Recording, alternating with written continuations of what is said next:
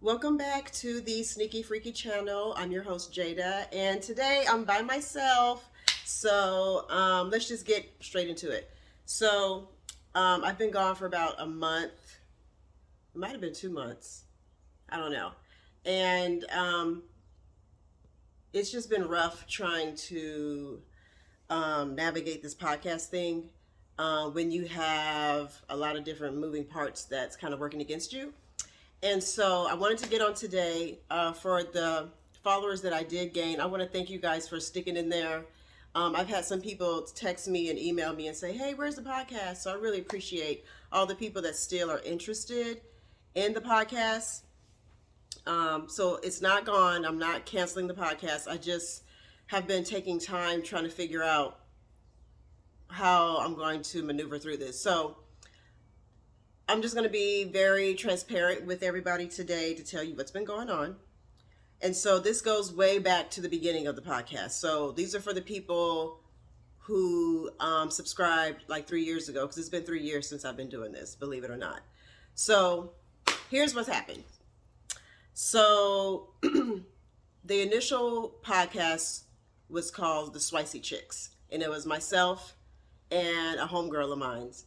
I came up with the idea because I've always wanted to be like a talk show host, air quotes, and I used to laugh at the conversations I would have with my friends when we were out and about, and I was like, this needs to be recorded. So I decided to ask her to be a co-host for Spicy Chicks podcast. She did it. We did it for a year. The beginning turned out really good, but just like anything else in life, shit happens, life happens. And she and I decided not to do the podcast together anymore because of specific things that were going on behind the scenes. Without giving too much away, behind the scenes was Steven, the one that's on this podcast, the guy. He was the producer. He's the one that financed the podcast for me. He was the one that came up with some of the topic ideas. He was the one that helped me figure out as far as like aesthetics, like how I want the set to look. So he was pretty much doing all the behind the scenes things. And every so often, if you go back and look at some of the old episodes, he would chime in on some of the conversations and topics. For me, it annoyed me a little bit, but I know him really well personally, so it didn't really bother me, but it did annoy my co-host quite a bit. And so that created a lot of friction and tension amongst the podcast group. And so that was, that played a part in why the Spicy Chicks ended as well.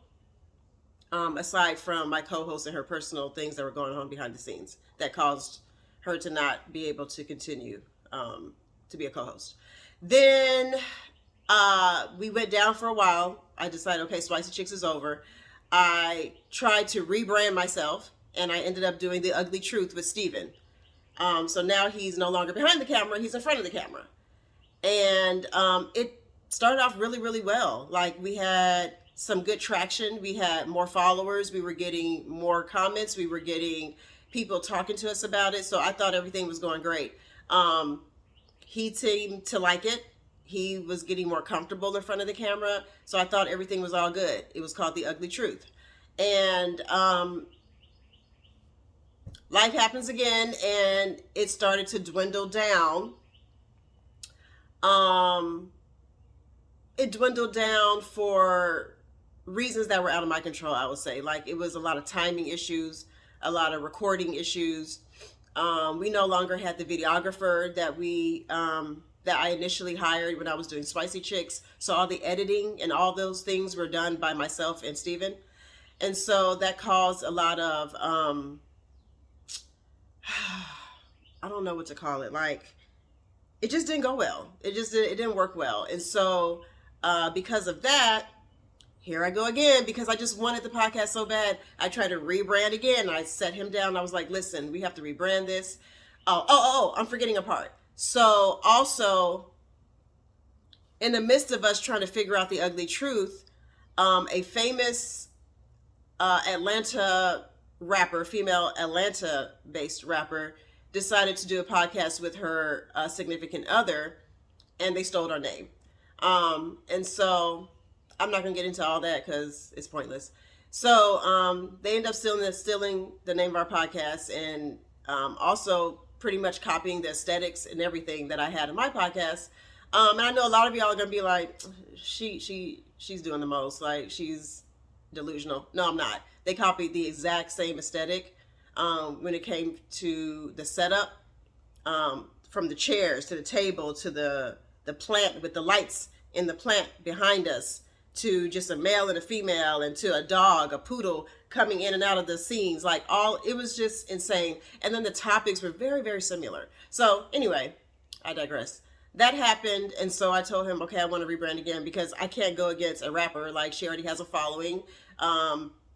She's famous. What am I going to do? So we decided to rebrand again, which is how we came up with the Sneaky Freaky channel. This time, the name was made up by Steven. We changed the setup. We start moving from the 2 chairs and the table, the little bar table. We moved it to the sofa. We tried to have a more like warm background and aesthetic. Although we were going to be talking about like relationships still, but this time it was like a twist. It was going to be more like taboo-ish, like talking more about sex and things like that. Whereas before, the podcast was again about relationships, but we talked about so many other things. But this time it was going to primarily focus on like sexual things or taboo type things in relationships. So we changed it to the Sneaky Freaky channel. Again, it started off okay. We ended up getting some more followers. So I was thinking, oh my God, finally we're getting some traction. And then boom, personal things happened, not in my life, but in Steven's life, that just threw him off his game 1000%. I think he's mentioned on here a couple of times he's an entrepreneur. He's been an entrepreneur since he was 20 years old. So he hasn't really worked for anybody in like 20 something years because he's like 40. So some things happened with his business. Financial things happened with his business, and it just threw him off his game. Like I've heard about when men of a certain status, when they have money flow and they're successful in their business, I've heard so many times how like a man's worth, or in his mind, his self-worth is based on his finances and how well he is with his finances. And I didn't think about it in that way, but when the shit hit the fan with his business, it just threw him off. Like his personality changed. He just, for lack of better words, he just became sad. You know what I mean? And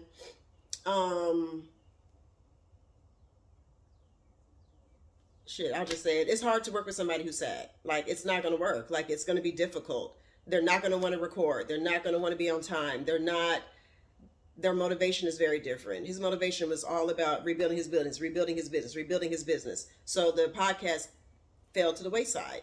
And, you know, it caused friction between he and I, because this is still my passion. This is still something I want to do. And I decided to do this with you. And so when I decide to do something with somebody, I'm expecting them to have the same amount as passion that I have, and the same type of drive and all that. And that just wasn't happening. He was late a lot of times to record, which caused sometimes for us not to be able to record. There were times when, you know, he came over to record and he just wasn't in the right mood, or he just wasn't feeling it. Just all kind of crazy stuff was happening. And so that leads me to where I am today. Here I am again. And I just feel so frustrated because this will be the 3rd time that I'm trying to make this thing work. And I don't know how spiritual everybody is, but we just finished Lenten season. And if you're a Catholic or if you're a Christian, you know, Lenten season is a very important season where you spend a lot of time fasting and reflecting and just kind of trying to get more personable with with God and your relationship, or build on your relationship. And so you do a lot of reflecting and a lot of journaling, a lot of prayer and things like that. And I was thinking to myself during this Lenten season, like, should I be seeing these challenges with this podcast as a sign that either I should not be doing a podcast, or is it a sign that I should stop trying to do it with other people and just do it for myself? There are many podcasts. Well, I don't know if they're called podcasts. Maybe they're just channels on YouTube where people are by themselves and they don't have a co-host, or they're just talking to the camera by themselves. And I struggled with that during the season while I was reflecting, because I was just thinking, would people listen to just me talking? I know that if I'm gonna be real, I know when I did Spicy Chicks, I know the viewers that we had.